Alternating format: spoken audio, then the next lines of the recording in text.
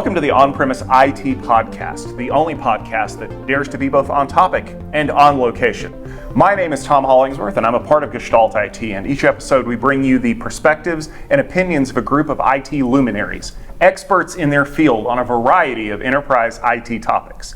I'd like to take a moment for our panel to introduce themselves before we jump into the premise for today's episode, starting with Richard. Richard Kenyan. I've been in the IT community for about 25 years. I am currently an infrastructure engineer at an aerospace company, and I'm also a vExpert and vMug leader. All right, Matt. Matt Tyrer. I'm also a 25-year veteran in IT, expertise in data protection, cyber recovery. I run my own competitive intelligence company called The Competitive Corner, and I'm excited to be here. I am Brian Knudtson. I also will claim 25 years in IT. And during that 25 years, I've done just a little bit of everything that goes from turning wrenches to marketing and product development. All right. Well, thank you all for joining us today. Let's jump into this episode with the premise. It's 2023. Lots of things have changed in IT. But one thing that hasn't changed is whether or not snapshots are backups and vice versa. No matter how much data protection changes, no matter how much it integrates into the wider IT space, people are still asking some very solved questions as far as our panel is concerned about whether or not these ephemeral backup solutions are really a good backup solution. And as soon as we kind of tossed this topic out, everyone kind of rolled their eyes and said, why are we still talking about this? So once more with feeling, snapshots are not backups. They're not backups. They're not Who backups. wants to jump in and tell the people at home why snapshots are not backups? Well, maybe I'll start with why we're talking about it again. And I think a lot of it comes from the fact that with multi-cloud and cloud-native data protection, the concept of snapshotting your data, driving data protection through the cloud-native snapshot APIs and apparatus, has kind of brought it back to the forefront, that age-old argument of, is a snapshot enough for backups? And I think you had a good point in terms of the enough part. Yeah. To me, I don't even like this topic, not because we keep having it, but because it's the wrong conversation in the first place. Like, we need to stop defining it hard and fast and say, you have to have backups. It doesn't matter about anything else. You have to do backups. Mm-hmm. What is the purpose of the backup? What is the need? What are you trying to protect from? How long are you trying to protect it? Like, understanding what you need. Maybe a snapshot is enough. Maybe because, quite frankly, I've done a lot of upgrades on VMs. I take a snapshot, and guess what I might have to do? I might have to back up to it. Good enough for that use case?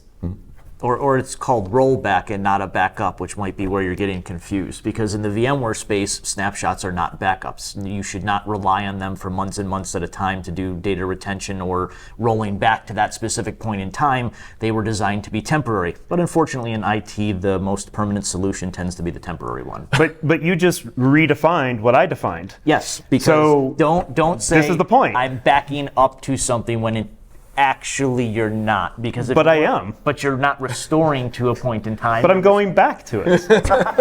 Well, I think what maybe we'll center it a little bit is. I think we'll center it a little bit is I think what kind of brokered the whole original conversation many moons ago was the instability or the issues with only having a snapshot. There's resilience issues. There was always problems because they were linked to the original array. They weren't portable. What do I do if I'm in a heterogeneous environment? Yeah. And I think that very much applies to the multi-cloud, the hybrid environment where, hey, I'm going to do a snapshot in Azure, and my failover plan is GCP. I mean, you don't really have those options. So I think it's a good tool. But that's kind of where this topic comes back up again, is like, well, what else are you doing? And then there's a whole like TCO and cost side and security side, all these other things. It's like we've gone back to square one because the problems that we thought we had solved in the data center are now showing up again in the cloud. Yeah, we can think of snapshots as tier 0, where they're absolutely good to have. They're a fantastic tool for a multitude of reasons. But if you start relying on just that technology long term, regardless if we're talking about the VMware stack or any other multi-cloud stack, or even internal storage or external storage, if you simply rely on snapshots as your primary source of data retention, it's going to be a bad day. But if it's for temporary or short-term solutions, or you use that as part of an automated process to get to your full snapshot, until you get to But every backup is a snapshot. It's a point in time. It is a point in time. It's a snapshot. And in this context, I also like to think about the 3-2-1 rule, or throw whatever ones and zeros after that you want. But it kind of comes down to no one single snapshot backup point in time of data is ever going to be enough. And to your point, Richard, having those different points for those different needs is the key. And so understanding, okay, if I want 3 different versions of it, cool, I can do that. I've got, maybe Snapshot is a part of that. If I need to have one of those off-site, now I'm going to have to get to that portability piece that you mentioned. I need to get it somewhere else. Do I want to restore it somewhere? Well, I've got to put that in place. Like, you've got to define what your data needs are in those regards. Define what disasters you're trying to deal with. Figure out what your blast radius is, because maybe a snapshot is good enough because you don't care if the array goes away. You don't want to recover that data if the array goes away. I don't know what use case that would be, but it potentially exists out there. Well, let me throw this monkey wrench in here, because this is something that we've been dealing with for quite a while. I can remember even back when I did this for a living as a VAR engineer, we talked about why you needed to make sure that you weren't just doing incremental backups all the time. You needed to make sure that you had some kind of a way to follow like a 3-2-1 grandfather, father, son rule or something like that. But we live in a world now where people care less about the actual platform that we're running things on, whether it's serverless, it's Lambda, it's Kubernetes, some kind of a container solution. I don't care if the OS goes away at the end of the day, because that thing is only supposed to live for a certain amount of time and then poof, disappear. All I care about is the results that are returned. The problem is that those of us who have been doing this for a while, we understand the value of the data that's being returned and why it's so important. People who don't know why that's something super critical are going to treat it just like a container. It's like, I don't care if those results got blown away because I can just rerun the test. But can you? And I think that maybe we need to discuss that a little bit. Yeah. Is part of this reason why we're re-arguing, relitigating this all over again years later, because the way that technology has shifted, it's treating data as ephemeral now, and I don't care if it goes away. I mean, you basically described one of the use cases I was going to provide as an example, where the data is transient, but it may take, 30 days of some kind of heavy processing job to actually generate that data. So maybe the end result is, like you said, I could always generate it again, but then you have to look at the other loss, in terms of time, effort, and perhaps it was a one-time thing where it's like we don't have the same parameters to be able to regenerate that data. Maybe it was based off of, other transient factors kind of thing. So, to your point, being able to just wantonly say, yeah, we can get it back, Yeah, coming up from a storage administration background and then an operation background, I have a dual mind about this. Is I tend to never want to delete things, but when requests come in for a variety of different certifications for HIPAA and SOX and take your pick, they're like, delete this, and I'm like, you sure? Because you can't get it back. And so then I will back it up in 3 different ways, in 3 different places, delete it, document it, close it, and then wait. Because I've been in situations where people are like, can you get that back? I'm like, no. And they're like, well, we really need you to. I'm like, okay, but I can this one time. Why? Because I did it. Versus they wanted to think that their data was transient, where they're like, we don't need that. We said you could delete it. Well, if you deleted it, it's gone. So I want to come back to that point in just a minute, but I want to give Brian a chance to weigh in here, because you brought up a fascinating possibility that could derail this whole conversation. No, and that really, it comes down to data governance. It's about understanding your data, understanding the importance, documenting it, making sure that you've got the proper protections in place, and understanding your regulations and where it should be deleted and where storing data isn't free. And being consistent with it too. And being consistent with it and auditing it and yada yada, all these things that we don't want to talk about as IT people, because they're rules and regulations and they don't have to do with technology. We don't care, but we're all business analysts at some level. We have to understand that, and especially if you're a guardian of the data, that's got to be a core part of what you're doing. And just quick to jump in, the longer you keep data, in my opinion, the harder it is to manage from an IT absolutely. Oh, absolutely. Yeah. And the more of a liability it becomes. Yeah, because then you're doing just so many things as part of your job description to maintain that data that nobody is ever going to look at again, but it has to be there. And not only that, but one of the things that we're starting to see at a much higher level is people who don't understand the technical challenges of these particular situations setting policy that is not realistic. Brian, you bring it up, and it's a very interesting, important point that people at home need to understand. There is a non-zero cost to storing things, whether they're stored physically on paper, whether they're stored on magnetic media like tape, whether they're stored in the cloud. It costs something to do that, but yet it could be a regulatory issue where someone says, oh, this law office needs to keep 15 years of client communications. Or the reverse is true in a situation like in healthcare. You must delete these patient records after X amount of time and prove that it was deleted from all sources in order to reduce your liability. And we have seen situations in the past where, going all the way back to Toy Story 2, where all of the files for Toy Story 2 were wiped off of the mainframe, and it just so happened that someone had backed it up to a laptop to do some work at home, and that's the only reason that the movie was ever released. But what if the situation is reversed, where someone did make a copy, like you said, and it was being stored on a hard drive in my office, and suddenly there's a legal discovery issue, and they've subpoenaed every drive in the office to find all of the stuff. Oh, those files should have been deleted a long time ago, and now all of a sudden we've opened ourselves up to liability. Is it the fault of the company because the company requested that the data be deleted? Is it your fault for keeping the backups? Is it just good policy to have an extra spare copy somewhere? And how do we work around that with business policy versus technology challenges? Yeah, my reaction when Richard said that he made extra copies of it was exactly that. It was kind of making me twitchy, like, oh my goodness, that could be a problem. Keep in mind, my environments that I have done that in were not regulatory. Right. How it was more operational corporate use and things like that, just for the video that I'm clarifying. But keep in mind, For the record. that is my experiences of working in operations and then having a storage background. It was, if you delete it, it's gone. And then users are coming to me going, well, I really didn't want to delete that, but I'm like, then don't put in the request. I'm trying to help you not hurt yourself, and you're making that difficult. But for instances such as government and healthcare and things like that, you can't. Once the request comes in, I have to follow a process and go, goodbye. Well, and this is where the governance, now kind of to circle it back to the original premise, this is where the governance extends into all those different copies. And with the ease with which you can just generate copies of that data in the cloud or on a storage array, if they're done outside of kind of the purview of IT or any constructed policies, who owns that governance kind of thing? And I think one of the challenges, because I'm rewinding all the way back to the days when I used to work on VMware, which was a while back. Tell us the version. 5-ish something. But one of the problems we ran into was people did not know better because they just assumed that taking a snapshot of the VM was quote unquote backing it up, not realizing that it effectively forked everything as you go down. And everyone watching this podcast, I'm sure if you've worked with any kind of virtualization platform, has a story about that one user who had 48 snapshots down in a chain, and you were hovering over the quiesce button just hoping that something didn't break.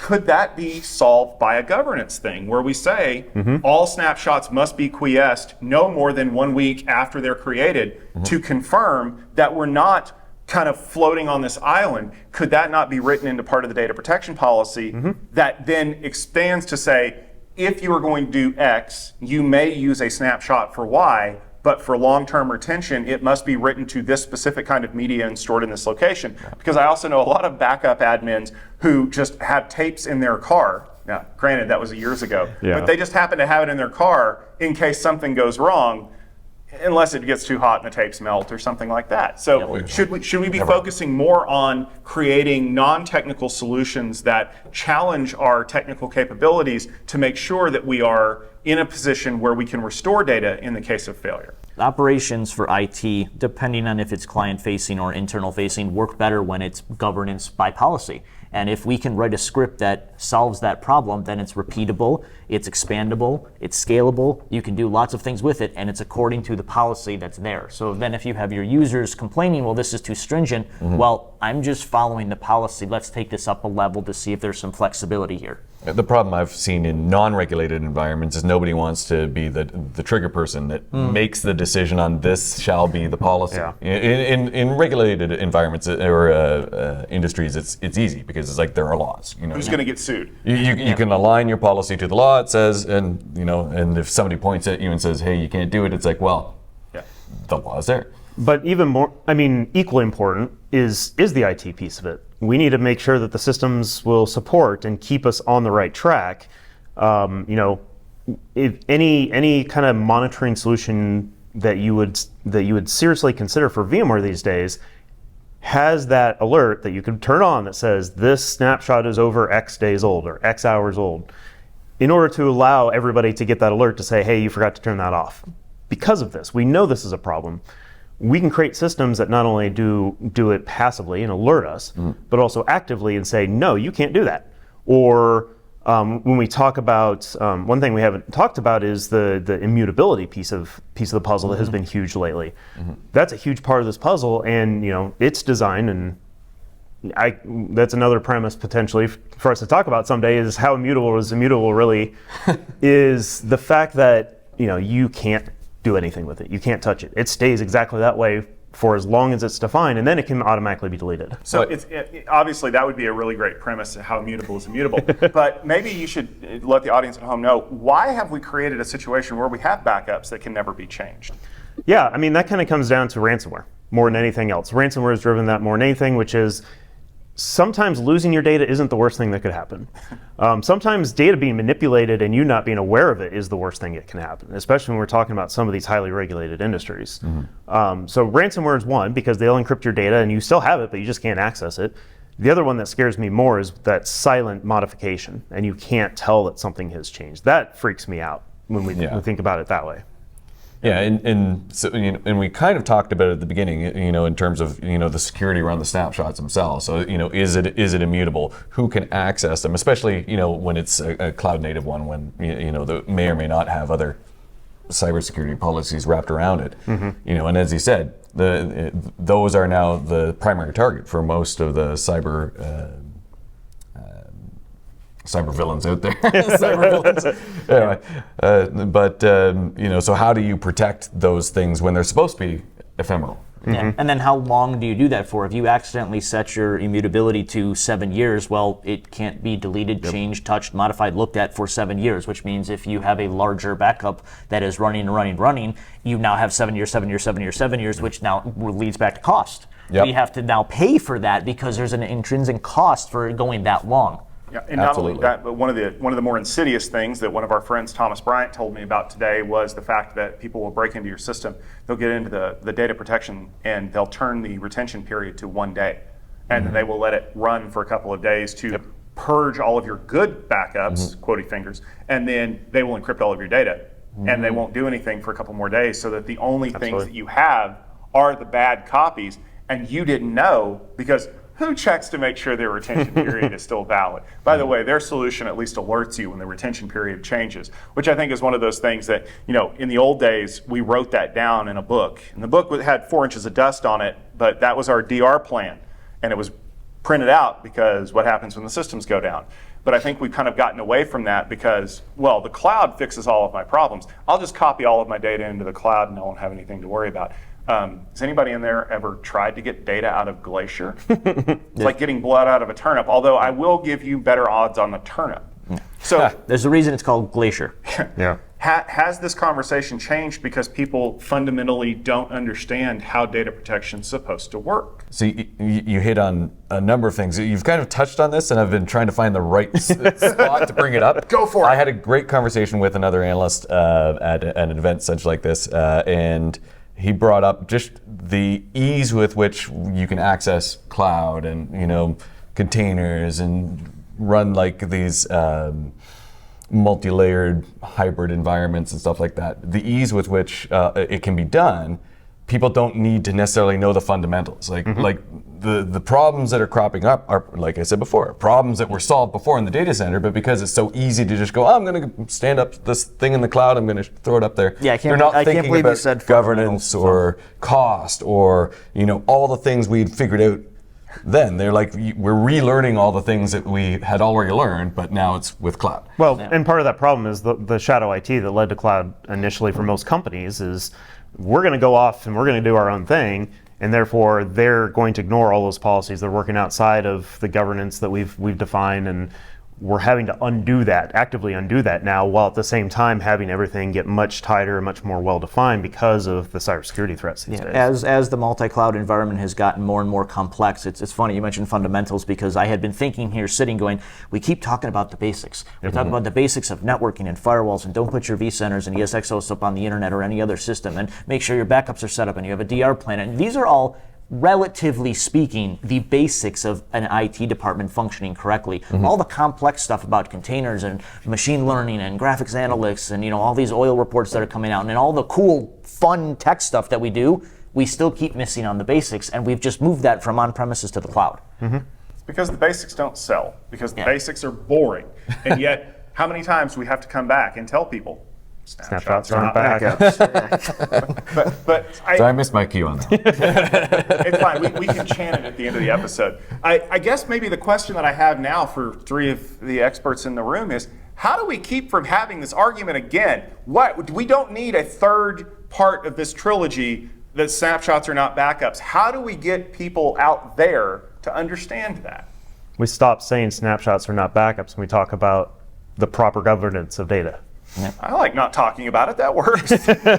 Yeah, because, talking about it as part of a bigger policy, in terms of, like you said, we don't back up just for the sake of it. It's part of a recovery strategy. It's part of a cyber resilience strategy. So it's like, what do we need to achieve this recovery profile?